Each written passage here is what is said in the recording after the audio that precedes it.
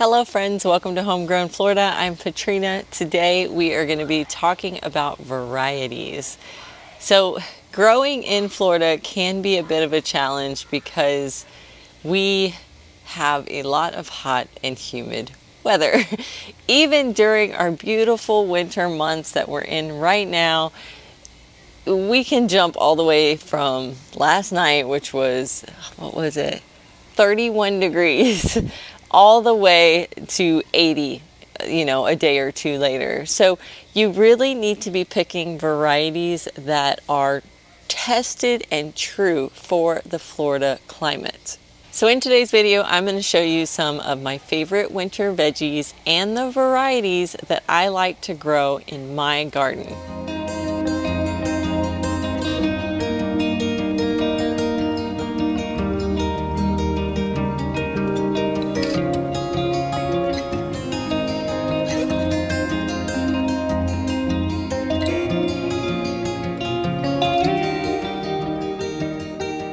So the first one we're going to be starting with are these guys right behind me. I've got some little ones here, but if you go further back, way over here, I'll show you in a minute, those are all my cabbages. And I grow two different kinds.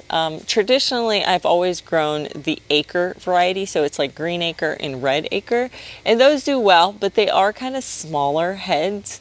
One I tried this year, which I am completely in love with, is the New Jersey Wakefield variety. And it seems to be getting quite big, but the thing I love about it most is actually its little cone shape. Instead of being round, it has this like oblong type shape, which I think is just so adorable. I haven't tried to eat it yet, but I assume it probably tastes like most cabbages. It has done just miraculously through all of the waves and temperatures that we have had. It has not tried to bolt, it has stayed tight, and it has been growing faster than my acre variety has been growing. So that one definitely is one you might want to try in your garden. Another one of my favorite vegetables to grow this time of year in my winter garden is this little guy, broccoli. I love broccoli. It is my absolute favorite vegetable to eat, and we eat it almost every single day. So during the winter, I love to grow a lot of it. I've tried lots of different varieties, Waltham, Decicio. I've done some Brazilian sprouting broccoli.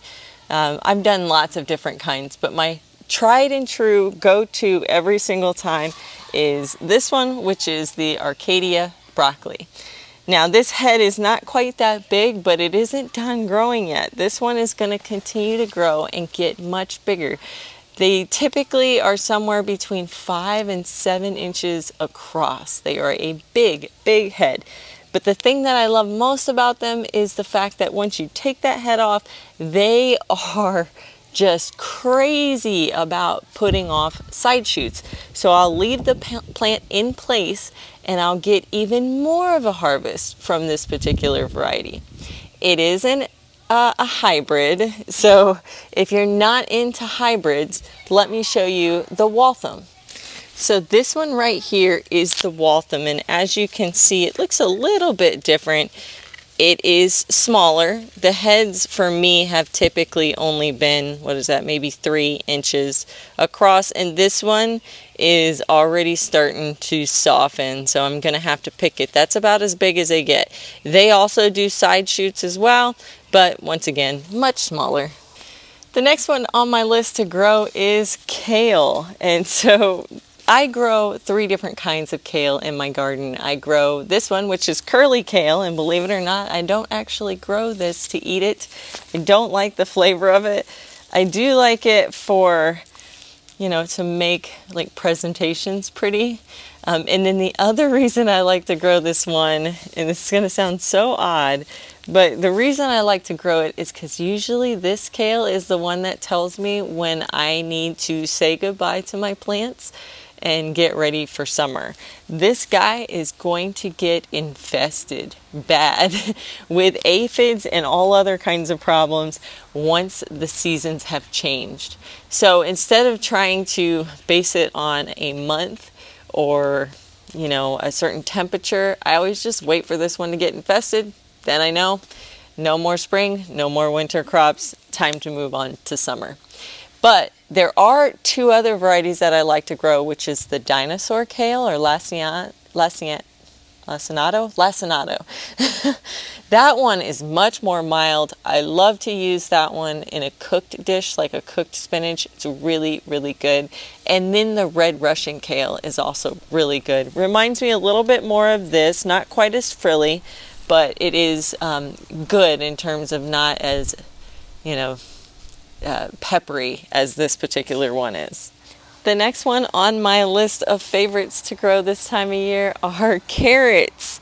This is my carrot bed, and it is very, very dense right now. I've been thinning it over and over.